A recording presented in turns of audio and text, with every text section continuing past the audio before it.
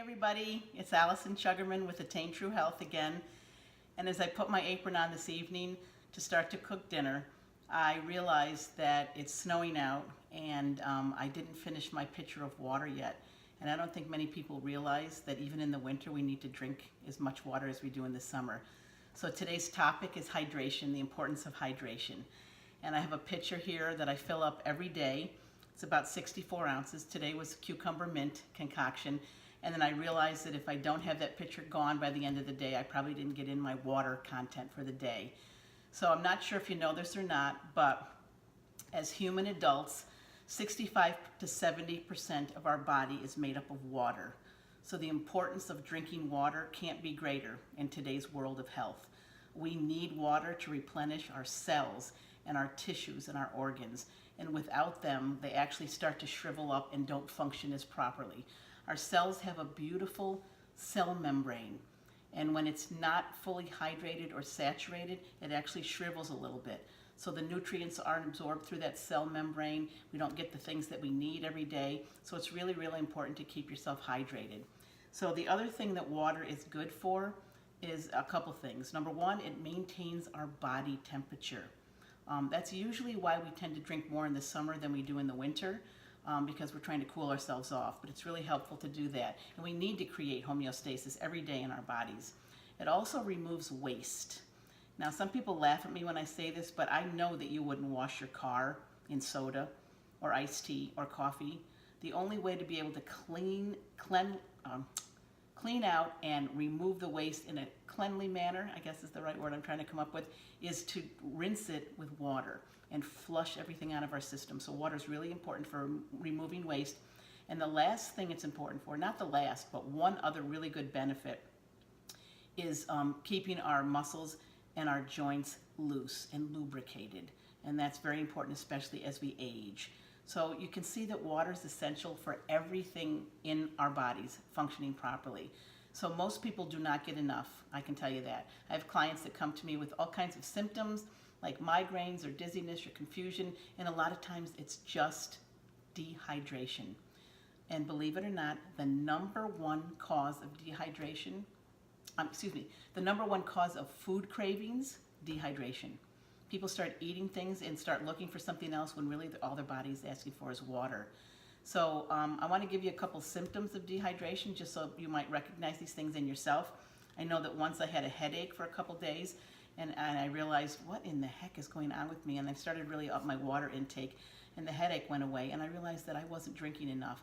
And so a couple other symptoms besides headaches and confusion would be dry mouth, also sleepiness or lack of energy. If your urine is dark, we want our urine to be a light color, either clear or very pale yellow.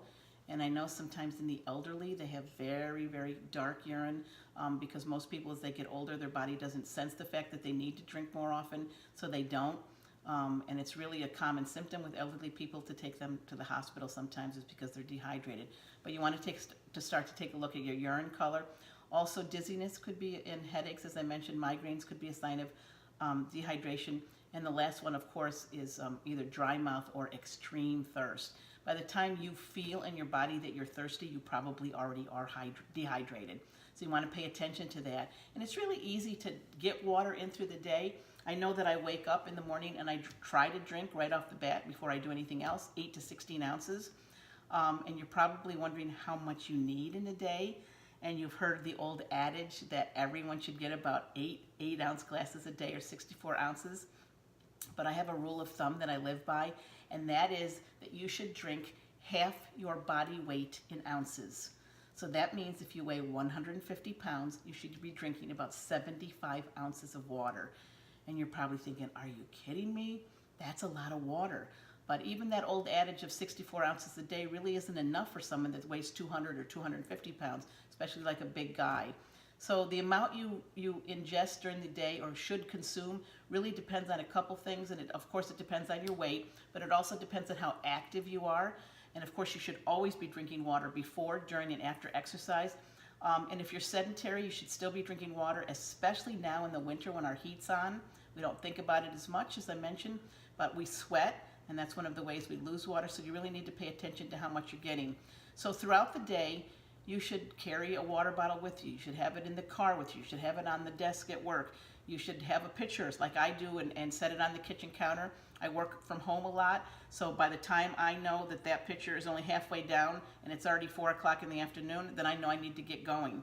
But one of the things I want to remind you is to stop drinking water probably around 7 o'clock. Give yourself 2 to 3 hours before bedtime so you don't wake yourself up at night to go to the bathroom. But I'll give you a couple tips to stay hydrated, and then I want to give you some ideas on different ways of using water. But before I do that, I want to share something with you, because I've been telling you about how much you need, realistically, how much water you need, especially if you're active, and especially if you're in a certain kind of climate or weather temperature, and just on a regular basis, you should have about half your body weight in ounces. But if you start out just upping your water a little bit each day, I know one of the questions that most people have for me is, oh my goodness, I'm going to be in the bathroom all the time. And you probably are for a little bit, and I'll tell you why. Just imagine for a minute that you're in the desert, out in Nevada or somewhere like that, Utah, and the earth is dry and cracked. Well, if you were to pour a big bucket of water or a pitcher of water on that dry, cracked earth, what would happen? Well, the water would probably run off. The earth is so desaturated that it can't even absorb the water because it's so dry. So it would probably take 3, 4, 5 buckets of water, pouring it on that dry, cracked earth before the earth actually saturated the water itself and absorbed it.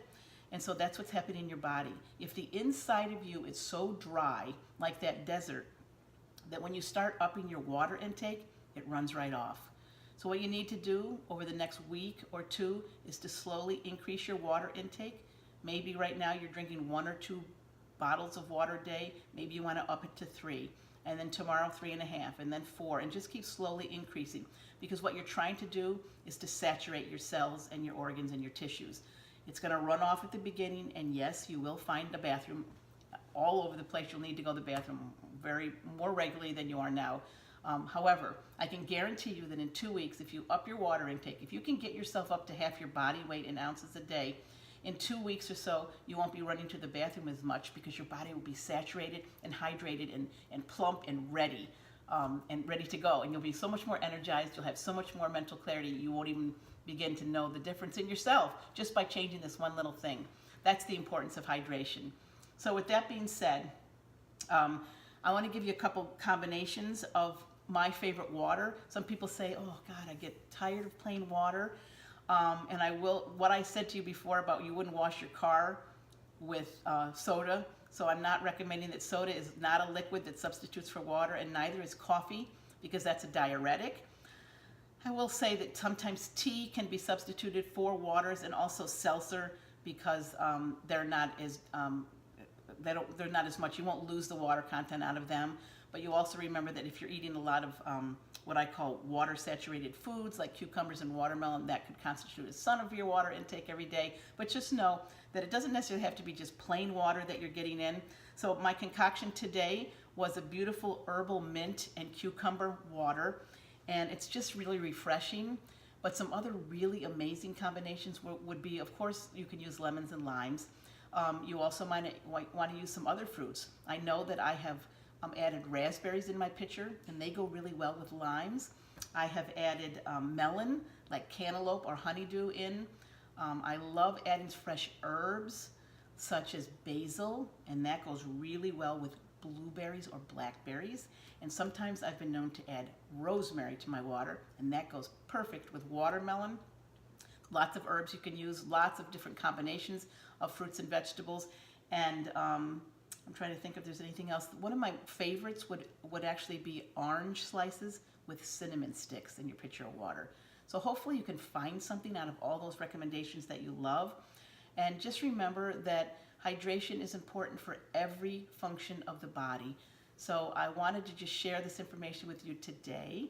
I hope you learned something from the conversation, and I will say cheers to you. Have a beautiful day.